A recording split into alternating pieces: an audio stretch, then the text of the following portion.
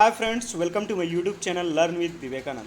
My name is Vivek Kumar and today I will be discuss about the nutrition. First of all, the discuss about the introductions of nutritions and their definitions, and the discuss about the role of nutrition in our life, and last one is the discussion about the factor affecting of nutriशन. देखिए nutrition जो है हमारी body के लिए बहुत ही requirement है, क्योंकि हमारी जितने भी मेटाबॉलिक सिस्टम या जितने भी हमारी होम्योस्टेसिस जो फंक्शनिंग होती है हमारी बॉडी में, और हमारी जो बॉडी फिजिकल एक्टिविटी करती है उसमें एनर्जी की बहुत ही रिक्वायरमेंट होती है।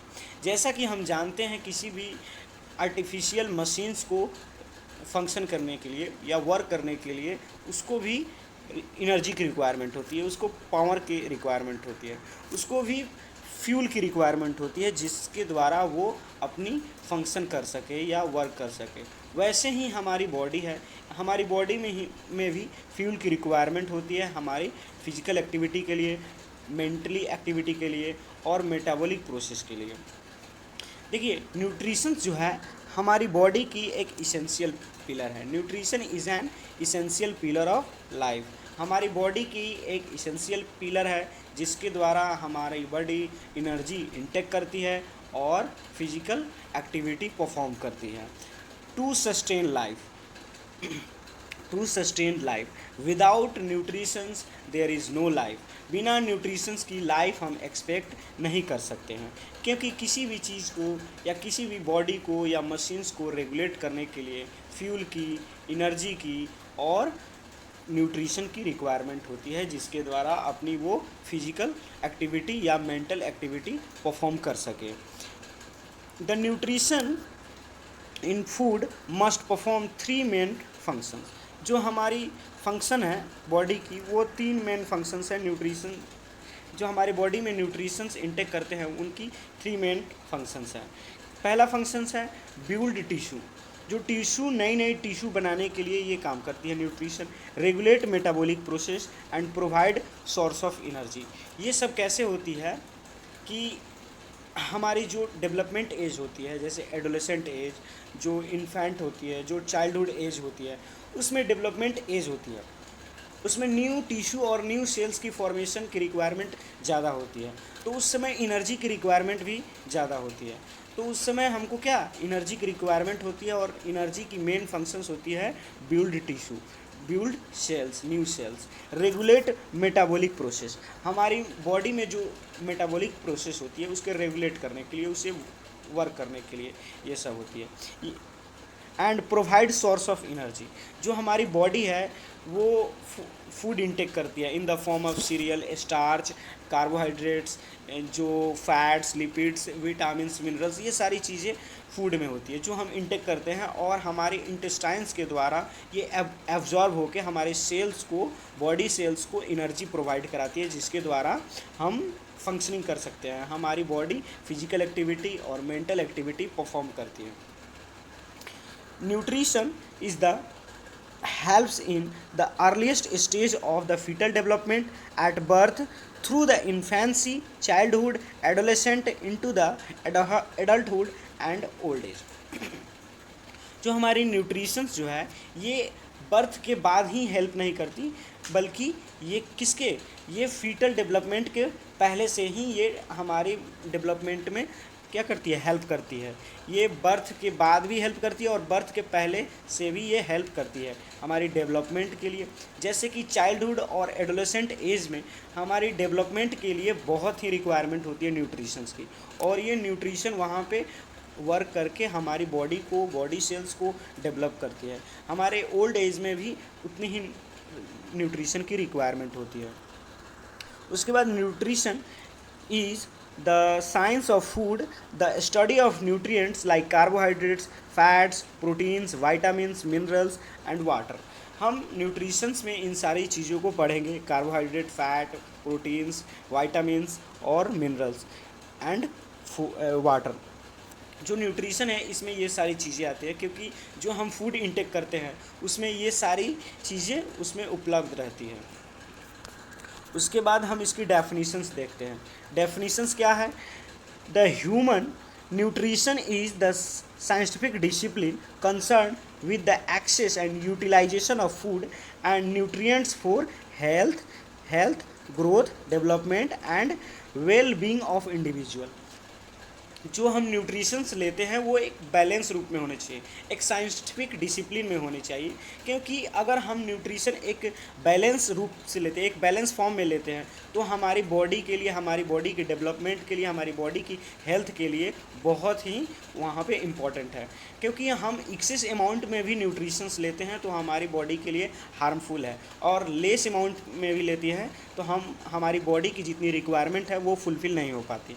The end utilisation of food and nutrients for health, जो हमारी न्यूट्रिशन है उसको यूटिलाइज करके, हमारी बॉडी यूटिलाइज करके किस में हेल्प करती है, डेवलपमेंट में, ग्रोथ में और हेल्थ और वेलबींग ऑफ इंडिविजुअल में।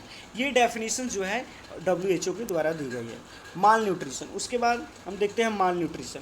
माल nutrition is related to the nutritions.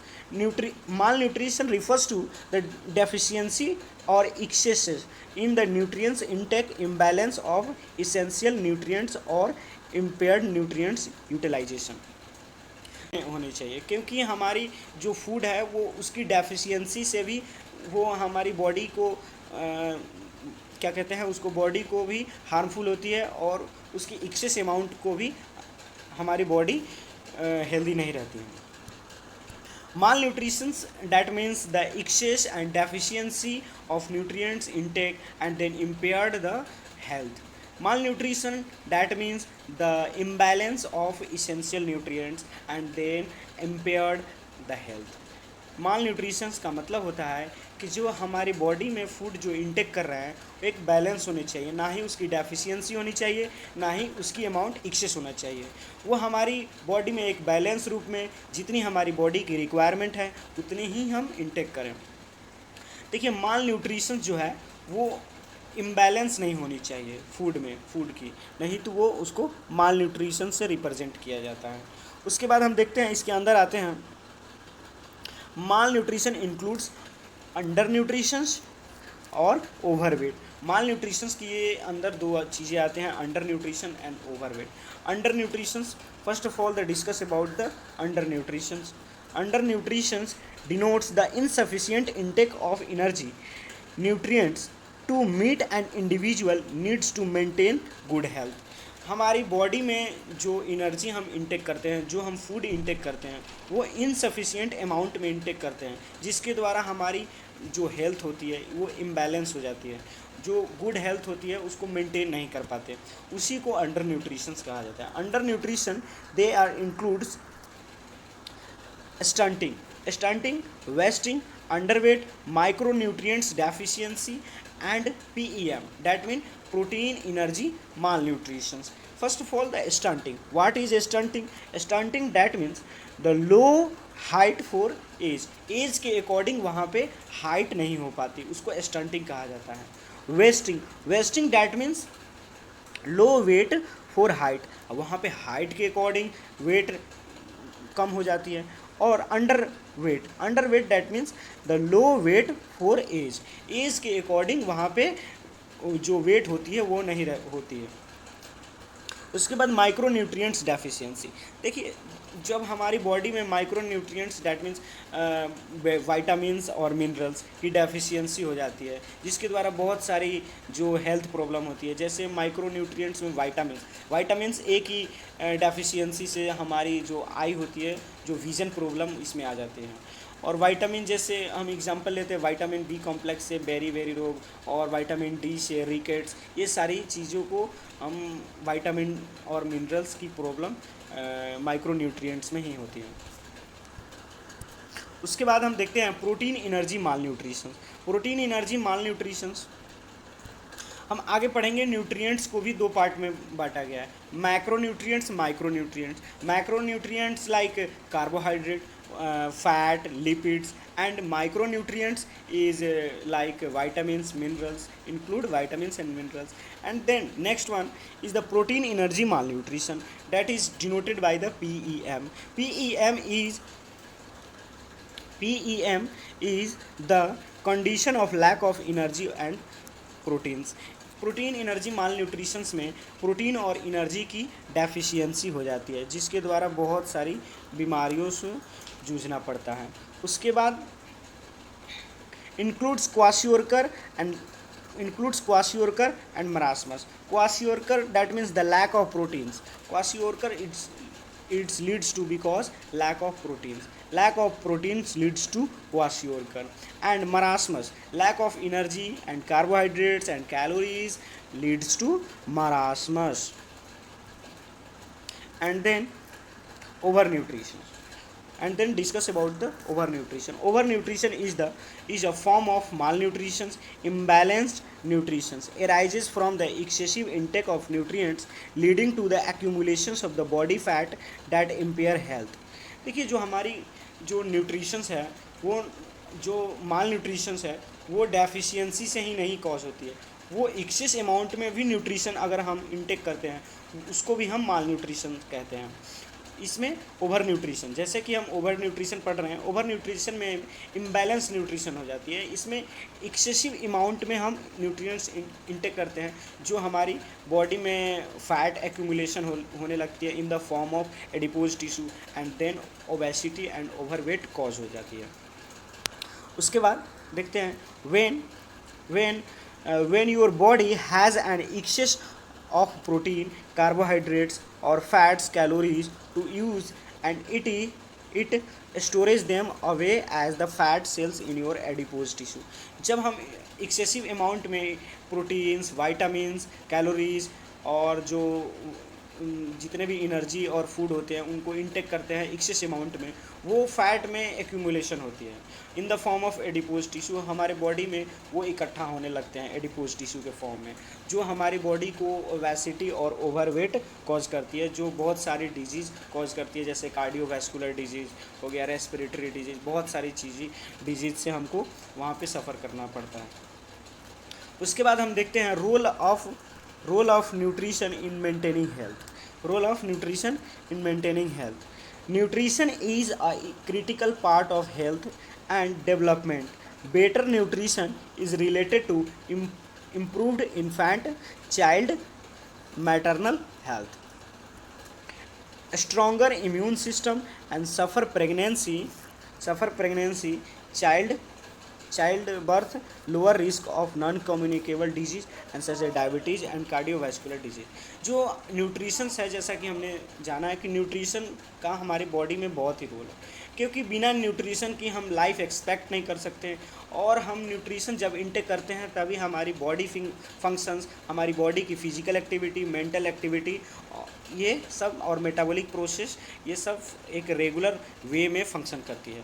जब हम एक बैलेंस रूप में हम फूड इंटेक करते हैं, तब हमारी वहाँ पे डिजीज़ की कंडीशन, नॉन कम्युनिकेबल डिजीज़ हो या कम्युनिकेबल डिजीज़ हो, उससे रेसिस्टेंस करने की इम्यूनिटी पावर हमारी इंक्रीज़ कर जाती है, क्योंकि हमारी वहाँ पे न्यूट्रिशन से ही हमारी वहाँ पे क्या होती है, डिजीज़ की रेसिस्टेंस कंडीशन डेवलप होती है।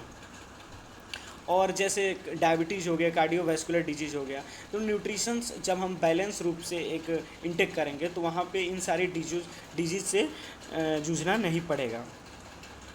उसके बाद हम देखते हैं अब उसके बाद role of nutrition in the health, and first topic is growth and development.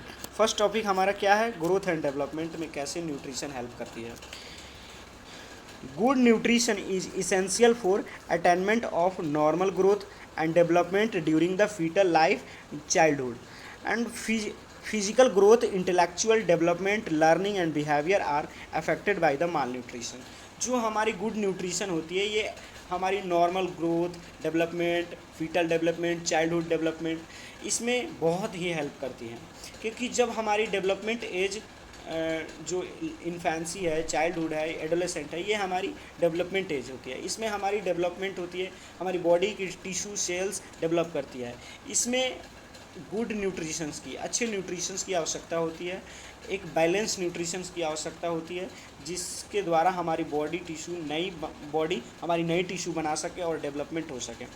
और उसके साथ साथ फिजिकल इंटेलेक्चुअल डेवलपमेंट होती है, और लर्निंग बिहेवियर भी इसमें डेवलपमेंट होती है। और ये सारी चीज़ें माल न्यूट्रिशंस के द्वारा इफेक्ट हो सकती है। कैसे? अगर हम एक बैलेंस रूप में नहीं लेते हैं, अगर न्यूट्रिशन की इनसफिशिएंट अमाउंट अगर लेते हैं तो उससे हमारी माल न्यूट्रिशंस का कॉज होती है, जिसके द्वारा हमारी learning behaviour, physical growth, intellectual development, ये सारी चीज़ें अफेक्ट हो सकती है। उसके बाद देखते हैं nutrition deficiency disease. Nutrition deficiency disease में the most common deficiencies find in the Indians are protein, energy, malnutrition, blindness, goiter, anemia, beriberi, rickets, etc. Here is the increased incidence of the absorptions, prematurity, stillbirth, low birth weight babies in the malnourished mothers. देखिए, nutritions का जो nutrition deficiency disease होती है वो cause होती है जब हम माल न्यूट्रिशन से सफ़र करते हैं, तो वहाँ पे बहुत सारी न्यूट्रिशनल डेफिशिएंसी डिजीज़ आ जाती है, जैसे वाइटामिन्स की डेफिशिएंसी से बेरी, ब्लाइंडनेस, रिकेट्स, ये एनीमिया, ये सारी चीज़ें वाइटामिन्स और मिनरल्स की डेफिशिएंसी से कॉज हो जाती है। There is increased incidence of absorptions and prematurity still birth. जब इसमें न्यूट्रिशन की डेफिशिएंसी से होता क्या है कि बर्थ की जो टाइमिंग होती है उसके पहले ही बेबी बॉर्न हो जाती है। उसके बाद लो बर्थ वेट, जब बेबी का जब बर्थ होता है वहाँ पे क्या होती है, वहाँ पे उनकी लो वेट होती है। किस कारण? न्यूट्रिशनल डेफिशिएंसी के कारण। वहाँ पे उसकी मदर जो है माल नरिश्ड होगी, तो वहाँ पे बेबी की जो वेट होगी जो वो कम होगी। उसके बाद resistance to infections. Resistance to a well balanced nutritions prevents infections like tuberculosis. Good nutrition enhance the wound healing, improve resistance of an individual towards। उसके बाद mortality and morbidity. Mortality and morbidity कैसे, इसका क्या मतलब है कि malnourished leads to the increase death rate, infant mortality rate, still birth at premature deliveries. Prematurity is the major causes of the death. जो mortality होती है इसमें न्यूट्रिशन की डेफिशिएंसी के कारण जो डेथ होती है वो होती है कि अगर न्यूट्रिशन की डेफिशिएंसी है तो इन्फेंट अपनी बर्थ टाइम से पहले ही वो बेबी बॉर्न कर जाती है। उसके बाद प्री मैच्योरिटी बर्थ होती है, वहाँ पे वो किसके कारण होती है? माल नरिशमेंट के कारण होती है, वो मोर्टेलिटी में आते हैं, वहाँ पे डेथ रेट इंक्रीज कर जाती है। उसके बाद मॉर्बिडिटी। मॉर्बिडिटी क्या होती है? तो over nutrition causes the disease like obesity, diabetes, hypertension, cardiovascular disease, renal disease and causes the death rate increase कर जाती है। देखिए, जब हम ओवर न्यूट्रिशन से सफ़र करते हैं, ओवर न्यूट्रिशन कोई बैलेंस रूप में नहीं ले पाता है एनर्जी और न्यूट्रिशन, तो वहाँ पे एक्सेस अमाउंट में लेने से, न्यूट्रिशन इंटेक करने से वहाँ पे ओबेसिटी कॉज होती है, जिसके कारण बहुत सारे डिजीज़ से सफ़र करना पड़ता है व्यक्ति को। Diabetes, hypertension, cardiovascular and many diseases causes and then they can be death. Factor affecting of nutrition. देखिए, न्यूट्रिशन को क्या कौन कौन सी फैक्टर अफेक्ट कर सकती है वो हम इस वीडियो में पढ़ सकते हैं। देखिए, फैक्टर सबसे पहले सोशियो इकोनॉमिक फैक्टर हैं, जिसके द्वारा हमारी बॉडी जो न्यूट्रिशन है वो बहुत ही अफेक्ट करती है न्यूट्रिशन। देखिए, सोशियो इकोनॉमिक फैक्टर कैसे अफेक्ट करेगी, क्योंकि हमारी सोसाइटी जो है, हमारी इंडियन सोसाइटी में है, इसमें बहुत सारे ऐसे पीपुल्स हैं जो अपनी फंडामेंटल जो फूड होती है, जो फंडामेंटल अपनी रिक्वायरमेंट होती है उसे फुलफ़िल नहीं कर पाते हैं, क्योंकि उनके पास उतनी इकोनॉमी पावर, उसके पास उतनी मनी उपलब्ध नहीं होती है, जिसके कारण वो अपनी फंडामेंटल जो रिक्वायरमेंट होती है उसको फुलफ़िल नहीं कर पाते हैं। उसके बाद हम देखते हैं ट्रेडिशनल फैक्टर्स। ट्रेडिशनल फैक्टर होती है जैसे ताबूज़, लाइक ट्रेडिशनल अपनी कल्चर में जो फैक्टर जो पहले से ही मानते आ रहे हैं लोग, जो बिलीव करते आ रहे हैं, जो सुपरस्टिशंस हैं, like citrus and card is not taken together because they believes on this। and next one is the productions of food. हमारी इस इंडियन सोसाइटी में, हमारे इंडिया में जो प्रोडक्शंस ऑफ फूड बहुत ही डिपेंड करती है, क्योंकि जब तक हम फूड की अवेलेबिलिटी जो होगी तभी हम उसकी इंटेक कर पाएंगे, हमारी जो न्यूट्रिशन इंटेक कर पाएंगे। तो फूड की प्रोडक्शंस में इम्प्रूव हुई है, हमारे इंडिया में है जो बहुत सारे रिवॉल्यूशन लाए गए, जैसे green revolution, white revolution, blue revolution. Green revolution जो है वो हमारी जो जितनी हरित क्रांति यानी जो वीट और राइस की फसल में जो इंक्रीजमेंट लाई गई, जिसके द्वारा हमारी राइस की और वीट की प्रोडक्शन ज़्यादा हुई, तो हम फूड की फुलफिल ज़्यादा और न्यूट्रिशन की फुलफिल ज़्यादा अच्छी तरीके से करेंगे। जैसे वाइट रिवॉल्यूशन हुई उसमें, और ब्लू रिवोल्यूशन जिसके द्वारा हम प्रोटीन और फूड की रिक्वायरमेंट अच्छी तरीके से फुलफ़िल करते हैं। उसके बाद लाइफ स्टाइल एंड हैबिट, ये बहुत ही इंपॉर्टेंट करती है। आप किस तरह के हैबिट रखते हैं, आप किस तरह की लाइफ स्टाइल जीते हैं, ये बहुत ही बहुत ही इम्पोर्टेंट फैक्टर है। क्योंकि जब आप एक बैलेंस रूप में फूड इंटेक नहीं करते हैं तो हमारी बॉडी जो है वो बहुत डिजीज़ कॉज कर सकती है, हमारी बॉडी में बहुत सारी डिजीज़ कॉज हो सकती है। जैसे आपकी हैबिट्स है, आपकी हैबिट्स अगर फास्ट फूड की तरफ या ज़्यादा ट्रांस फूड या फास्ट फूड खा रहे हैं तो वो हमारी बॉडी में बहुत सारी डिजीज़ कॉज कर सकती है। उसके बाद लाइफ स्टाइल, देखिए लाइफ स्टाइल बहुत तरीके से, एक अर्बन लाइफ स्टाइल होती है, एक रूरल लाइफ स्टाइल होती है। तो अर्बन लाइफ स्टाइल ज़्यादा ट्रांस फूड और वो ट्रांस फूड खाते हैं या उसको फास्ट फूड ज़्यादा पसंद होते हैं, वहाँ पे डिजीज़ भी कम वो कॉज हो सकती है।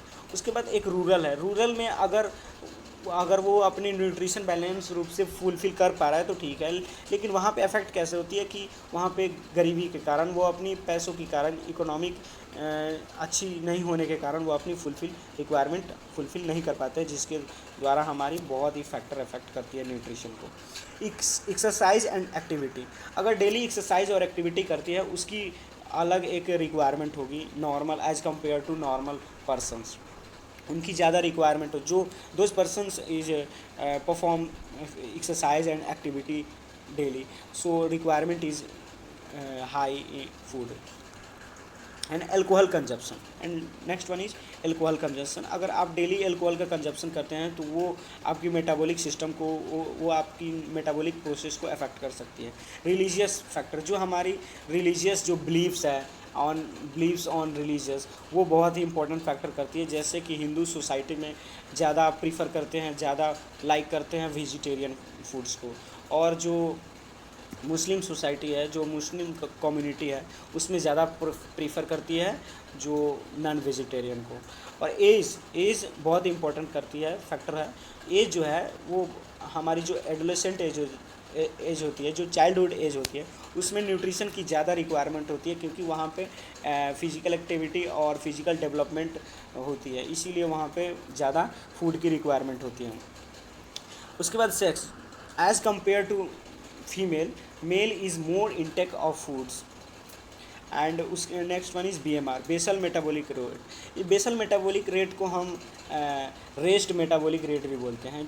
ये होता क्या है कि जो calorie needed at the rest और परफॉर्म डेली या परफॉर्म डेली फंक्शंस, जो हम बॉडी की हमारी नॉर्मल जो फंक्शंस होती है एट द रेस्ट, वही मेटाबॉलिक रेस्ट होती है। जितनी जो हमारी बॉडी जो है वो रेस्ट में जितनी कैलोरी एनर्जी की जो रिक्वायरमेंट होती है उसी को बेसल मेटाबॉलिक रेट कहा जाता है।